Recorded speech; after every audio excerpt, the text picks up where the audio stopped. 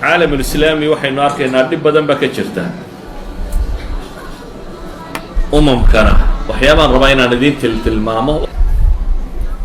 haddii aynu rabno in la helo dad quman waa in la helaa cadaalad waa in la helaa aqoon waa in la helaa xorriyad saddexdaa cagsigood oo ah dulmiga iyo istibdaadka dictatorship in dadka la gumaysto iyo mas'alat aljahl waa asalka tilmaamaya ummadaha dib u socda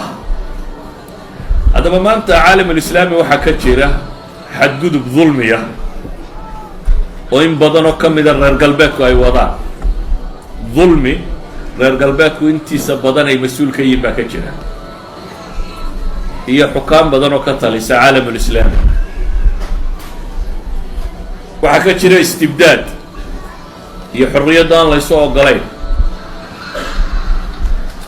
waxaa ka jira tajhiil dadka oo diintoodii jaahil laga dhigay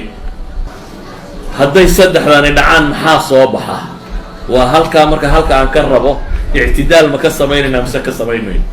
haddii cadaalad la waayo xorriyad la waayo jahligu uu tiro bato ummadda intaasi ay ku dhacdo laba mid baa ku dhaca inay dullinnimadii iyo mahaanada aqbalaan waayo daalimka baaqiga ahi qofka xadgudbee wax dulminaya madluumka cidda la dulminayo wuxuu ka rabaa maxay alhaziimatu waaldullu waalmahaanatu waalinbitaax waatabaciya buu ka doonaya wuxuu ka rabaa inuu in la jebiyey qirto oo uu hoggaansamo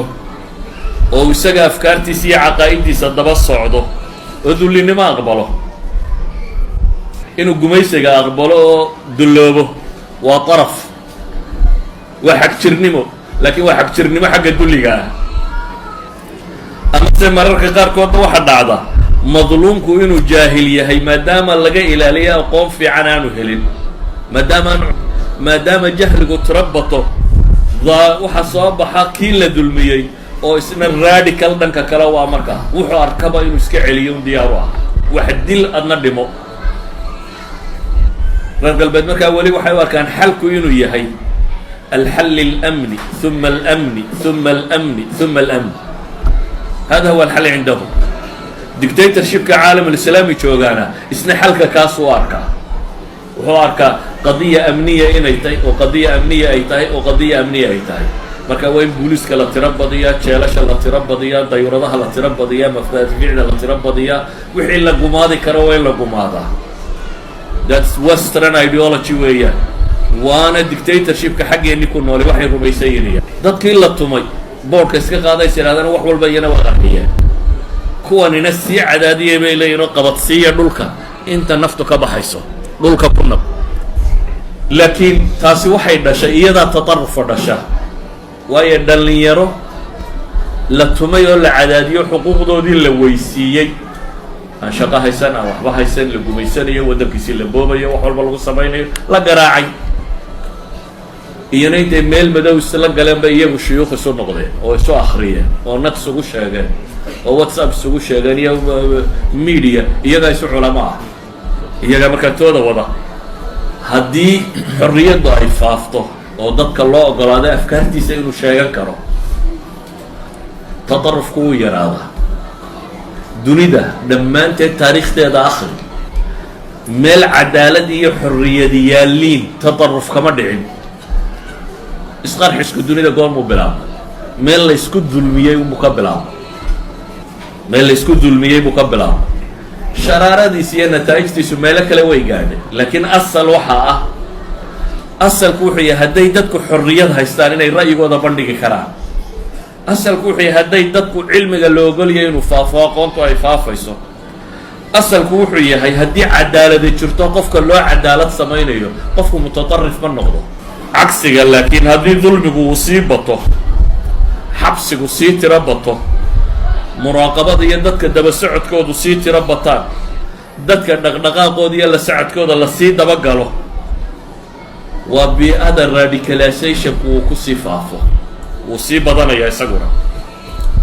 ka islaam ahaan dadka muslimiinta ah barh baa raba inay diintoodii dabaqaan laakiin iyana xagga kale uga murkuday. ninka dhallinyarada xamaasadaysan ama madluumkee la dulmiyey inuu cadaaladda ka taga diintu ma sheegayso. ilaahay qur-aanka wuxuu ku leeyay walaa yajrimannakum shana'aanu qawmin an sadduukum can ilmasjid alxaraami an tactaduu. ilaahay wuxuu qur-aanka inugu leeyay walaa yajrimannakum yo idinku xambaarin cadho duulaa u qabtaan oo inay masaajidda idiin diideen inay idinna xadgudubtaan. idan adigadana tahaadu sax noqon mayso, anna wixii iga hor yimaadaba waan qarxin waan dili waa taasina sax noqon mayso. saa daraaddeed baa ilaahay wuxuu leeyahay cadhadaa qabtaan inay idinna xagga kale idin geysa ayay dhici. aayaadkan ayay kusoo degayaan nebi maxamed calayhi salaatu wasalaam iyo saxaabadiisii oo maka laga eriyey oo la isku dayay in la dilo oo la cadaadinayo o la dulminayo, hantidoodii laga qaaday oo waddankoodii laga saaray oo loo diiday inay cibaadaystaan baa ilaahay qur-aan soo dejinaya uu leeyahy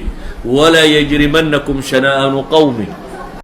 haddana waxaa la rabaa election ama doorashada in lagu carqaladeeyo dan shakhsiyadeed. annagu ka yeeli mayno. ummadda soomaaliyeedna waxaan leenahay ilgaara ku fiiriya, hana ogolaanina isbeddelkaanna waa in laga wada qayb qaato. haddii uu jiro isbeddel joogto ah cid ku maalgashanaysa ma laha. waxqabadku naftigiisa waa saa sheegtay, waxaa laga yaabaa dadkii yimaada inay kow ka bilaabaan. marka isbeddelka naftigiisa waa qayb ka mid ah dib u dhaca.